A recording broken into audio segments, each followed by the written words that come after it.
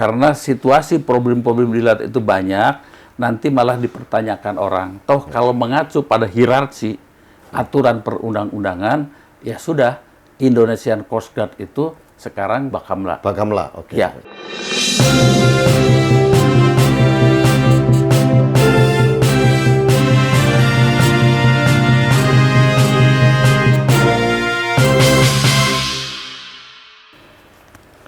Halo sahabat Indonesia, kita bertemu lagi dalam rubrik Hot News kanal Anak Bangsa TV. Sahabat Indonesia, kami tetap akan membahas tentang bagaimana Indonesia membentuk Indonesian Coast Guard. Nah, beberapa narasumber sudah kami hadirkan untuk Anda, dan kali ini kami akan menghadirkan dari parlemen. Mungkin sudah kenal semua Bapak Mayor Jenderal TNI Purnawirawan Tubagus Hasanuddin. Beliau adalah anggota fraksi dari PDIP.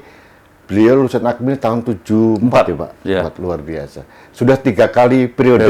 Ya. Sahabat Indonesia, Pak TB Hasanuddin ini kelahiran Majalengka.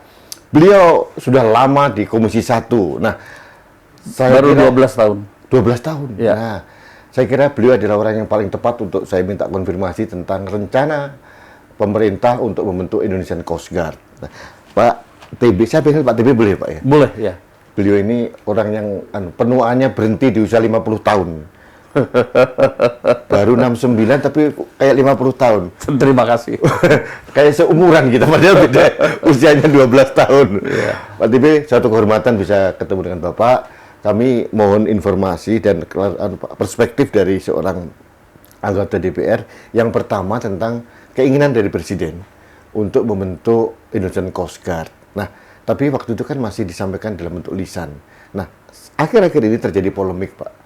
Ada yang minta Bakamla menjadi Indonesian Guard, ada juga beberapa pihak yang pantas adalah KPLP begitu. Nah, sekarang pada saat yang sama masih ada proses RUU Keamanan Laut di DPR. Nah, saya mohon perspektif Bapak. Seharusnya bagaimana Indonesian Coast Guard ini seharusnya, Pak? Ya, terima kasih Pak Rudi. Ya, kesempatan saat ini saya sudah sering memberikan penjelasan tentang sesungguhnya yang dalam kategori Coast Guard itu apakah KPLP atau Bakamla. Kebetulan saya selalu aktif dalam setiap pembuatan undang-undang. Jadi kalau mengacu kepada Undang-Undang Nomor 17 Tahun 2008, ya itu tentang pelayaran. Ya, itu di dalamnya terutama dalam pasal 276 dan 277 itu ada fungsi KPLP yang memang fungsi itu kalau saya lihat ya fungsi Coast Guard. Nah, itu ya. Sehingga kalau ada yang menafsirkan bahwa Coast Guard itu adalah KPLP, tidak salah-salah amat. Nah, tetapi kemudian pada tahun 2014 ya lahirlah Undang-Undang Nomor 32. Baik, Pak. Ya, Nomor 32 tahun 2014. Itu seolah-olah menjadi bagian koreksi lebih lengkap ketika kita berbicara Coast Guard dibandingkan dengan Undang-Undang Pelayaran. 17. Begitu ya. Misalnya saja pada pasal 59 itu direct bahwa itu pembentukan Bakamla. Pasal 59. Pada pasal 60-nya itu luas wilayah. Ya, tupoksi Bakamla itu di seluruh wilayah perairan laut dan ya wilayah yurisdiksi Indonesia. Berarti jadi 200 mile itu, Pak? Ya, termasuk 200 mile, bahkan kalau berbicara yurisdiksi barangkali ada termasuk kontinen. Plus nanti landas kontinen. Yang 350 itu, Pak? 350 mile ya. Kemudian dalam pasal 61G itu disebutkan bahwa Bakamla itu malah justru menjadi bagian yang tidak terpisahkan dari keamanan nasional. Ya. Kemudian kalau saya pelajari pasal 63-nya memang mirip. Ya, itu antara tupoksi Bakamla dengan tupoksinya KPLP. Ya, jadi saya melihat dua pendapat itu ya oke lah barangkali ya, tetapi mari kita lihat sekarang perpresnya. Nah, begitu ya.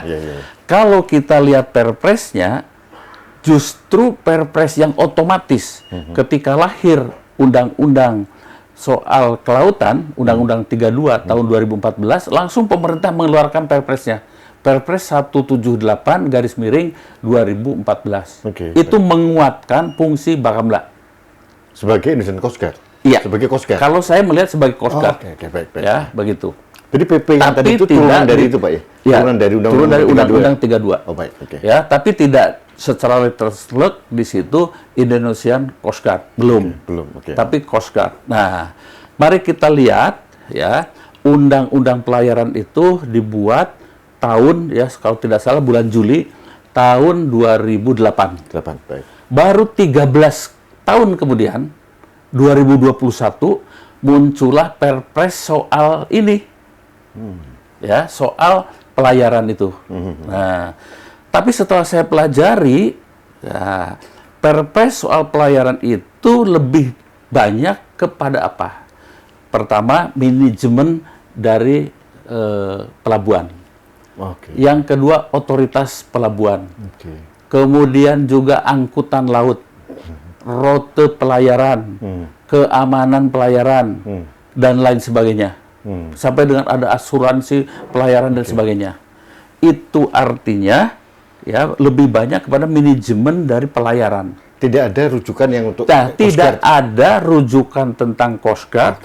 Plus juga tidak membahas Perpres itu yang disebut dengan fungsi KPLP. Ya, begitu. Jadi sama, tetapi kalau saya lihat kuatnya peraturan lebih banyak kepada Bakamla. Begitu. Kita dilihat dari hierarkinya. Kemudian juga ya Undang-Undang 32 juga masih ada kelemahannya. Kalau saya lihat baca detail ya karena kami ikut membuat undang-undangnya tahun 2014 itu. Tapi ada kelewat ya. Misalnya penegakan hukum. Dalam penegakan hukum itu ternyata bukan penyidik. Ini kurang ya. Jadi Bakamla bisa menangkap, bahkan ada petunjuk melakukan pengejaran secara langsung. Boleh ya ketika ada diindikasikan pelanggaran di laut, pelanggaran hukum di laut. Nah, setelah itu diserahkan kepada aparat penegak hukum lain dan merekalah yang melakukan penyidikan. Artinya apa? Ya akan melakukan penyidikan lagi diulang dari nol. Nah, ini kelemahannya. Saya sih berharap dalam nanti ya RUU keamanan laut bisa disisipkan ya untuk lebih sempurna bahwa Bakamla itu ya adalah juga penyidik. Punya fungsi penyidikan. Sama seperti TNI Angkatan Laut di laut. Punya fungsi penyidikan seperti itu. Soal nanti yang memproses hukum di darat ya saya kira sesuai dengan prosedur hukum yang berlaku ya. Nah, kemudian kita lihat strukturnya sekarang. Kalau dilihat dari strukturnya, ya dalam Undang-Undang Nomor 17 tentang pelayaran tadi, 2008, ya KPLP itu hanya di bawah direktur. Tetapi di situ ada pasal menyebutkan, ya dia bertanggung jawab langsung kepada presiden. Tapi rada aneh kan? Bertanggung jawab langsung kepada presiden, tetapi struktur organisasinya dia di bawah dirjen saja. Dipimpin oleh seorang direktur, di atas direktur. Hanya eselon 2, Pak, itu? Iya, eselon 2. Nah, gitu. Mungkin setingkat brigjen lah kalau di TNI ya. Begitu ya. Kemudian di atas direktur itu ada dirjen, di atas dirjen ada menteri. Di atas menteri ada presiden. Tetapi ada ayat yang mengatakan direktur KPLP itu bertanggung jawab langsung kepada presiden. Ini yang mungkin perlu diluruskan menurut hemat saya. Itu bentuknya apa, Pak? Peraturan itu? Ya, pasal. Pasal itu ada ya? Pasal. Ya, mungkin ini perlu juga dikoreksi oleh kita semua ya. Baik, Pak. Itu apakah itu di Undang-Undang 32 tidak diluruskan, Pak? Waktu itu kan ini tahun 2008, Pak, 17. Kemudian 6 tahun kemudian ada Undang-Undang 32. Apakah ini tidak dirujuk? Dari 2008 ke 2014 itu kan cukup sampai 6 tahun begitu ya? Itu 2 periode DPR ya. Oh, berbeda. Jadi kelihatannya kurang nyambung. Oh gitu ya, Pak. Ya, nah ini perlu diluruskan. Saya sih berharap ya ini insya Allah RUU keamanan laut itu ya masuk ke Prolegnas, program legislasi nasional, dan kemudian insya Allah tahun depan digarap, dan ini menjadi koreksi dari kedua undang-undang itu. Nah, Pak, kalau itu nanti RUU Kamla itu nanti disahkan misalkan tahun depan misalkan, apa implikasinya kepada dua institusi ini, Pak? Saya kira begini, nanti ada fungsi-fungsi Coast Guard. Ya tidak apa-apa di dalam urusan pelayaran yang dilaksanakan oleh siapa? Oleh KPLP. Ya, tetapi dalam tingkat nasional, termasuk pertahanan nasional, ya kita memiliki Bakamla. Dan Bakamla kurang satu ayat lagi adalah sebagai penyidik. Nah, itu. Bapak, mohon maaf, apakah tidak perlu kita buat suatu undang-undang atau mungkin dalam bentuk impres tentang pembentukan Indonesian Coast Guard yang lebih firm gitu, Pak? Jadi tidak menimbulkan silang interpretasi yang macam-macam tentang undang-undang. Kalau menurut hemat saya tidak perlu ada silang pendapat dulu lah. Ya, semua mending adem ayem saja dulu, cool, ya, karena situasi problem-problem di laut itu banyak, nanti malah dipertanyakan orang. Toh kalau mengacu pada hierarki aturan perundang-undangan, ya sudah Indonesian Coast Guard itu sekarang Bakamla. Bakamla, Ya, begitu. Itu udah firm, Pak ya? Iya, firm. Dan insya Allah tahun depan akan diperkuat dengan RUU Kamla. RUU keamanan laut, begitu. Ya. Jadi pada saat RUU keamanan laut itu disahkan, Pak, jadi fungsi Coast Guard untuk Bakamla itu semakin kuat ya, Pak? Pertama semakin kuat, tetapi juga bisa memperkuat yang KPLP ini. Ya, menjadi sebuah sinergi yang lebih baik, tetapi ada kompartemen-kompartemen di wilayah mana bekerja, supaya tidak terjadi hal-hal yang tidak dikehendaki, terutama ketika melaksanakan tugas yang sama. Jadi siapa bertanggung jawab pada siapa, prosesnya seperti apa, harus jelas dalam Undang-Undang Keamanan Laut. Apakah ini tidak menimbulkan Pak, silang operasional di lapangan nanti, Pak? Kalau saya kira kalau sudah jadi undang-undang, siapapun itu kan produk negara, produk DPR dan produk pemerintah, ya harus kita ikuti. Begitu ya, Pak ya. Nah, ini terakhir, Pak. Ini sudah jelas sahabat Indonesia, ini pandangan yang sangat logik dan itu menurut saya sangat wise, Pak, untuk meredamkan silang pendapat. Gitu. Nah, Bapak, ada dinamika yang berkembang tentang Indonesian Coast Guard ini ya. Nah, saran Bapak apa terhadap pada para pengamat, kemudian para stakeholder yang ada? Ya, jadi begini, DPR itu pernah melakukan juga peninjauan ke beberapa Coast Guard luar negeri.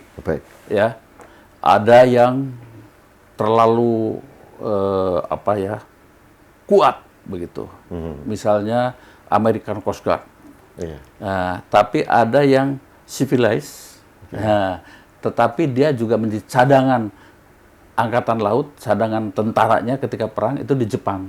Komponen cadangan ya, Pak. Menjadi komponen cadangan. Ya. Dan kemudian dia memang penegakan hukum di laut sipil. Karena bisa jadi ada pelanggar-pelanggar di laut itu bukan angkatan perang. Nah, kan bisa jadi nelayan biasa, Pak. Nelayan biasa. Kan tidak mungkin dihadapi dengan angkatan perang kita atau TNI Angkatan Laut. Ya dihadapi oleh Bakamla. Sehingga dia harus memiliki kemampuan jelajah, patroli, penegakan hukum di seluruh wilayah NKRI, terutama di laut. Dan kebetulan saya menjadi pimpinan dari RUU Landas Kontinen yang nanti akan bertambah 300 nautical mile menjadi wilayah berdaulat, sehingga kita mampu melakukan eksplorasi dan eksploitasi di wilayah berdaulat itu, maka juga kemampuan Bakamla harus lebih baik. Dan itu hanya bisa dilakukan oleh satuan Bakamla yang memang lebih kuat gitu ya? Lebih kuat, mohon maaf, daripada oleh KPLP. Jadi artinya Bapak dengan RUU yang tadi, Pak, Landas Kontinen tadi itu justru diperlukan Coast Guard yang kuat, Pak, harusnya. kuat. Itu konsekuensinya itu, Iya, Pak ya? konsekuensinya seperti itu. Oh, jadi dan itu mungkin hanya Bakamla yang mungkin memungkinkan Iya, begitu. betul. Kalau melihat begitu, apakah tidak ada pemikiran dari DPR gitu mengusulkan bahwa KPLP dilebur saja menjadi bagian dari Bakamla gitu? Nah, jadi begini, kita melihat nanti akan mengoreksi Undang-Undang 17. 11, oke. Juga kita akan pelajari juga Undang-Undang 32. Oke. Dengan Undang-Undang Keamanan Laut itu nanti, ya kalau perlu ini bagian untuk mengkoreksi ya kedua undang-undang itu. Oke. Mana ya apakah perlu digabung atau perlu tidak, apa yang diperkuat, mana yang diperkuat dan lain sebagainya. Kalau menurut hemat saya. Yeah. Dan kita akan hitung juga bagaimana sinergitas ya bekerja. Oke.